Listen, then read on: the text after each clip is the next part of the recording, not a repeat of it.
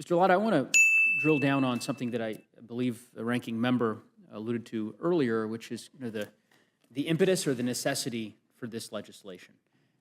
So my understanding is the Trump administration has already reestablished the National Coal Council. They did so in June of this year. Is that right?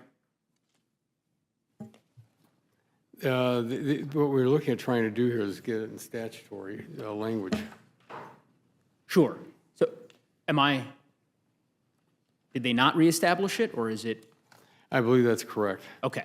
So Trump administration in June of this year reestablished the National Coal Council, and your argument is that you'd like to have statutory authorization for this coal council that the Trump administration has restarted. Is that a fair assessment of your? Okay. And how important a priority is this? I mean, I think, would you describe this as something that urgently needs to be done, that needs to be done with expediency, or?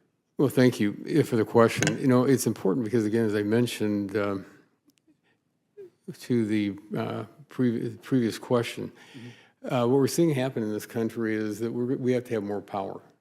There's no question about it. I've asked everybody in the Energy and Commerce committee that when they come before us in the Energy Subcommittee, do we have to have more power or less power produced?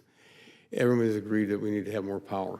So would it be fair to say that you believe it's really important that this National Coal Council get up and running? Well, it needs to be because, again... Okay. So can I ask you a question on that front? Yeah, go ahead. So Trump established this council, reestablished it in June. Who's the chair of the council? Do you know? You know, I'm sorry, I don't. There is no chair. I went on the website this morning, couldn't find one. Do you know who serves on the council? You know, right off the top of my head, I couldn't tell you. Well, you know what, I wouldn't be able to tell you either because there are no members who serve on the council. No members have been appointed since the Trump administration established this commission or reestablished this coal council nearly 4 months ago. They haven't bothered to name one member or name a chair of the council, notwithstanding the urgency that you described that this issue merits. Do you know how many times they've met since June? I'm thinking you're going to tell me probably they haven't met at all since there's not a that's council. a great guess. Since there's not a council. You are right, sir. Council, coalition, commission, whatever you want to call it. This new entity that the Trump administration has reestablished as an urgent priority to boost coal production has not met once since this all-important executive order that was issued in June. They have not named any members. They have not named a chair. For anybody who's curious about this, go online.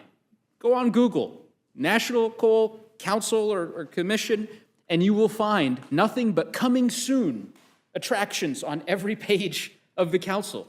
They don't have any future meetings scheduled. It just says coming soon on their website.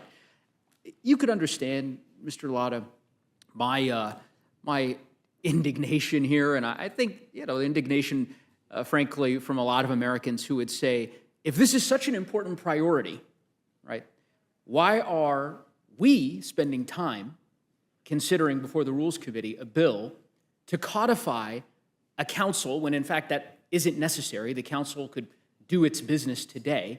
And, of course, even more ridiculous under the circumstances, given that this council has not begun to do any work whatsoever.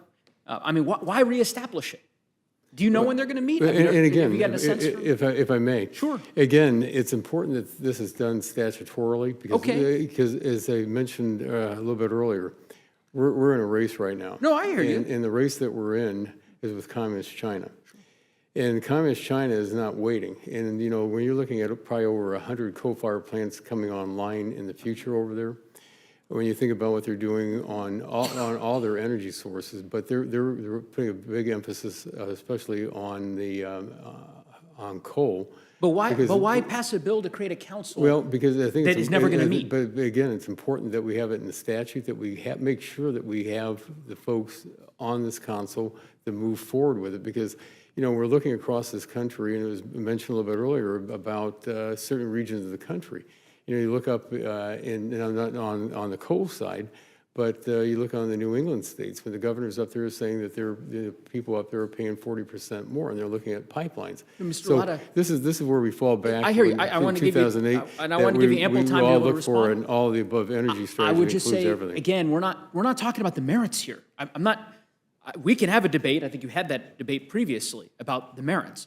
I'm simply saying I don't understand the rationale of spending time passing a bill to create a council when that council already exists and when they refuse to meet now as it is. I mean, if we pass this bill, are you saying that now they will magically start meeting, that the Department of Energy is going to decide to appoint a chair? They could appoint one today. The council could meet tomorrow. They could update their website. I suspect they probably will after now this exchange here that, perhaps there's some folks at the Department of Energy who've realized that, lo and behold, this really important coal council that they've decided is integral to the future of the country hasn't bothered to do anything. They haven't even bothered to update the website. I suspect they're going to change that. But in any event, that's my only point, Mr. Latta. It's not, I mean, they clearly don't share your sense of urgency. You'd agree with that, right? Otherwise, they'd be meeting. Well, and again, the United States, it's estimated that we have the largest amount of coal reserves in the world. So why don't they meet? Well, again, I think it's important that we do it in statute and get it They don't done. need it. They can meet now. So that's why I think we ought to get the bill passed. Okay. Well, I appreciate it, Mr. Latta, and I appreciate the Thank chair's you. indulgence. But I think if pressed, the chair might concede that this is a salient point, that there's no reason for us to be spending our time. I mean, at a minimum, if you're going to make the case to your colleagues in the House that this is an urgent priority, somebody's got to call someone over the Department of Energy and tell them, hey, you know what, maybe update the website and appoint a few members and act like you're doing some work so that we can convince our colleagues that this is a council worth supporting and ultimately enshrining into statute. But anyway, I'm not in charge here, so I defer. I'll yield back to the chair. I thank Mr. Latta and Mr. Mendez. Gentleman yields back.